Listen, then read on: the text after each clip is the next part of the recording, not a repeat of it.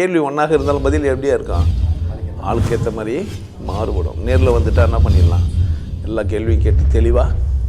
அதுக்கு தான் சத் சங்கம். என்னுடைய நோக்கம் எல்லாம் மனிதர்கள் எல்லாம் மகிழ்ச்சியாக இருக்கணும், அவ்வளோதான். மனதை பொறுத்த வரைக்கும் மனதுக்கு என்ன புரிஞ்சிருக்குதோ அதை பொறுத்து தான் அதோட செயல்பாடுகள் இருக்கும்.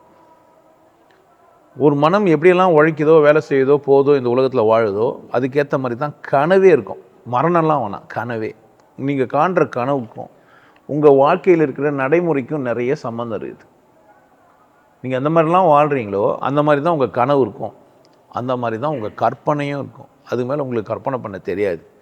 ஏன்னா வாழ்க்கையில் நீங்கள் சுற்றி என்னெல்லாம் வாழ்ந்தீங்களோ, என்னெல்லாம் கற்றுனீங்களோ, அதோடு தான் என்ன ஆகிறீங்க, நீங்கள் ஒத்திசைவு கொள்கிறீங்க. அப்போ மனம் எப்படி இருக்கும் அப்படின்னா, எவ்வளோ தூரம் தெரியுதோ, எவ்வளோ தூரம் புரியுதோ, அதோட மட்டும்தான் அதெல்லாம் என்ன பண்ண முடியும், வாழவே முடியும். நான் நிறைய வாட்டி சொல்லுவேன், முந்திரி சட்டி யோசித்தே பார்த்துருக்க மாட்டான் ஒருத்தன் கடைசி வரைக்கும்.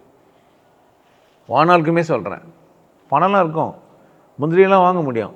அவனுக்கு வேர்க்கடலை சட்னியும் ஒச்சக்கடலை சட்னியும் தான் கற்றுக் கொடுத்துட்டாங்க. அதாவது பொட்டுக்கடலையும் வேர்க்கடலையும் தான் கற்றுக் கொடுத்தாங்க. அவனுக்கு என்ன கற்றுக் கொடுக்கல, முந்திரி கற்றுக் கொடுக்கல.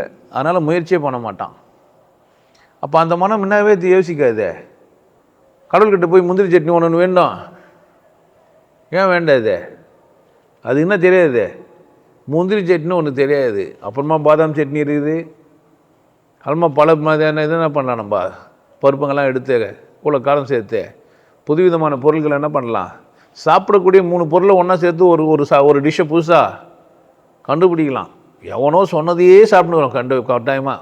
சோறை வச்சு அவிச்சு போட்டு அது மேலே எதனா ஒரு குழம்பு காரத்தை போட்டு பிசிறி உள்ளே அமுக்கிறது ஒரு வேலை. அவள் தான் 3 வேளையும் சாப்பாடு கிடையாதுன்றது பெரிய விஷயமாகுது இப்போ நமக்கு. மற்றதெல்லாம் நம்ம என்ன பண்ணவே இல்லை, சிந்திச்சு பார்த்ததே இல்லை.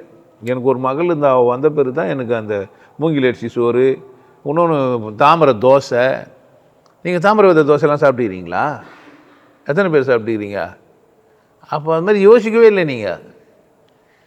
அப்போ மனம் எப்படி இருக்குதுன்னு கேட்டேன்னா, உனக்கு என்ன கற்றுக் கொடுத்தாங்களோ அதோடு தான் இருக்கும். இப்போ செத்துட்ட பேருக்கு கூட சொர்க்க நரகத்துக்கு போக முடியுமான்னு கேட்கும், அடுத்த பிரிவே கேட்காது. இப்போ நமக்கு என்ன இடம் கிடைக்கும், சொர்க்கத்துக்கு கிடைக்குமா இடம், நமக்கு நரகத்துக்கு கிடைக்குமா அப்படின்னு தான் கேட்கும். உங்கள் வாழ்க்கையை சொர்க்க நரகத்தை நோக்கி தான் வாழ்ந்துனுக்கிறீங்க. பாட்டுங்கள்லாம் எழுதி வச்சுக்கிறானுங்க, உலகம் ஒரு சந்தை மடை, இங்கே வரும் போகிறவரும் தங்குற இடம், இது நமக்கு நிரந்தரமான இடமே இல்லைன்னு ஒருத்தன் சொல்லிக்கிறான். மதங்கள் எல்லாமே மேலே எங்கே இருக்குதுன்றானுங்க, வாழ்க்கை எங்கே இல்லையா. மதங்கள் எல்லாமே என்ன தான் சொல்லுங்குதே, வாழ்க்கை எங்கே இல்லை, எங்கே இருக்குதே. ஆமாம், உங்கள் பொக்கிஷங்களை வேறு எங்கன்னா சேர்த்து வைக்கணும். இங்கே சம்பாதிக்கணும், சுவிஸ் பேங்கில் போட்டு ஒன்றும் இல்லாமல் கஞ்சி கூழ் இல்லாமல் சாகணும். அந்த நாட்டில் நல்லாக்கிறான், இருக்கிற கரன்சிலே விலை அதிகமாகிற கரன்சி அந்த நாட்டு கரன்சி ஆயிடுச்சு நமக்கு. அப்போ மனம் என்ன கற்றுக்குச்சோ அதோடு மட்டும்தான் அதெல்லாம் என்ன பண்ண முடியும், புரிய முடியும். இப்போ மொத்தமாக செத்துட்டவங்களா அடுத்த பிறவிக்கு இயங்குவாங்களா, இல்லை இன்னொரு நமக்கு செத்துட்டுமேனு கஷ்டப்படுவாங்களா? இருக்கும்போதே வாழ்க்கையில் வந்து செத்த பிறவி தான் இருப்பான். அதனால தான் அதுக்கு பேர் பேயின்னா. எல்லாம் செத்துட்டவனும் பேய் தான், எல்லாம் செத்துட்டவனும், எல்லாம் இறந்தவனும் திரும்ப வர்றதில்லை. 2 விதம் இருக்குது. மனம் இங்கேயே தெளிவஞ்சி சமாதியானால் ஒழிய நீ வெளியே போனால் உன் மனநிலை இங்கேருந்து அப்படியே தான் இருக்கும். அதுக்கேற்ற மாதிரியான பிறவி தான் திரும்ப கிடைக்கும். அது உடனே கிடைக்கும்னு சொல்ல முடியாது, வாய்ப்பு இல்லை. மனிதனுக்கு மட்டும்தான் மனம் உருவாகிடுச்சு, அதனால் மறுபிறவியெல்லாம் இருக்குது. மானிடர் ஆன்மா மரணம் எய்தாது மறுபடி பிறந்திருக்கும். மேனியை கொள்வாய், இங்கே சம்பாரிச்ச எல்லாம் உனக்கு உதவாது, சும்மா துருவா இங்கே வச்சுட்டு சும்மா ஒரு விளையாட்டு. இது அற்பத்தனமான விளையாட்டு. அதில் ரொம்ப சீரியஸாகிறீங்க நீங்கள். மனம் தெளிவடையாது, மனம்னா ஆகாது, தெளிவடையாது. கீழ்த்தனமான சிந்தனை, பிரித்தியாரை அவமதித்தல், குறிப்பாக உங்களை நீங்களே அவமதிக்கிறது, அப்படி வாழ்கிற மனம்னா ஆகாது, சமாதி சாதிக்காது. சமாதி சாதிக்காது எல்லாமே யார் தான், பேய் தான். பேயாகி வளர்த்த வேண்டியது தான். அதுதான் இங்கே எப்படிக்கிறே அப்படி தான். இப்போ மட்டும் என்ன தெரியும், நீ என்ன முடிவு எடுக்க போகிற தெரியுமா? என்ன எங்கன்னா போனேன்னா எதனா என்ன முடிவு எடுக்க போகிற, அங்கே என்ன சுச்சுவேஷன் இருக்குதுன்னு பார்த்து அதுக்கு ஏற்ற மாதிரி ஆக்ட் பண்ண தெரியுமா என்ன உனக்கு? இல்லையே, நீ தான் திலாலங்கடி ஆகிட்டிக்கிறியே.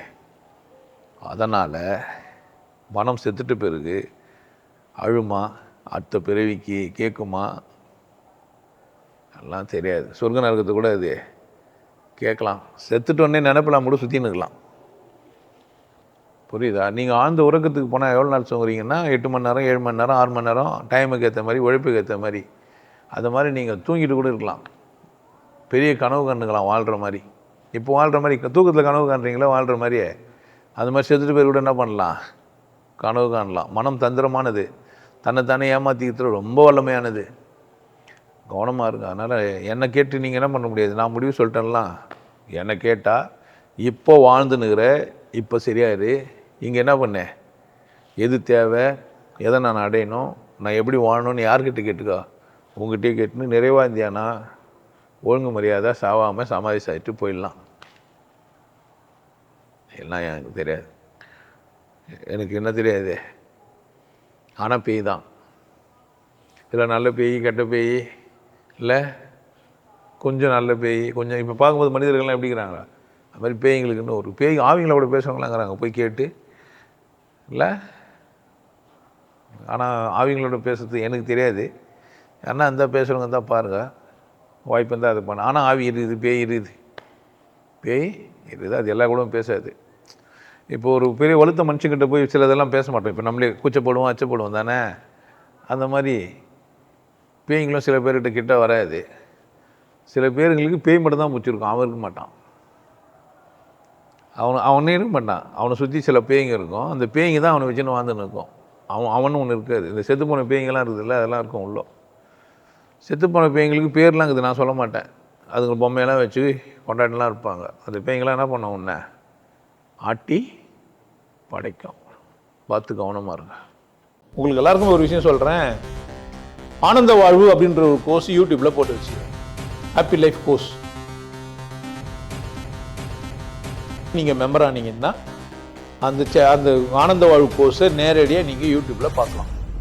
கட்டிட்டு நீங்கள் ஃபேமிலியாக டிவியில் போட்டுனா பண்ணலாம். எல்லாரும் ஃபேமிலியாக போட்டு பார்க்கலாம். ஒருத்தர் தான் சப்ஸ்கிரைப் பண்ணீங்க, 5 பேர் 6 பேர் என்ன பண்ணலாம், நீங்கள் அதை பார்க்கலாம். வாய்ப்பு பயன்படுத்திக்க பாருங்க. நல்லா இருங்க, சிறப்பாக இருங்க, கொண்டாட்டமாக இருங்க. உங்களை நீங்கள் மதிப்பு மிகுந்தவராக மாற்றுறது உங்கள் கையில் தான் இருக்குது. நல்லா இருங்க. நான் ஒரு வாய்ப்பு, என்னை பயன்படுத்திக்கலாம். நல்லது.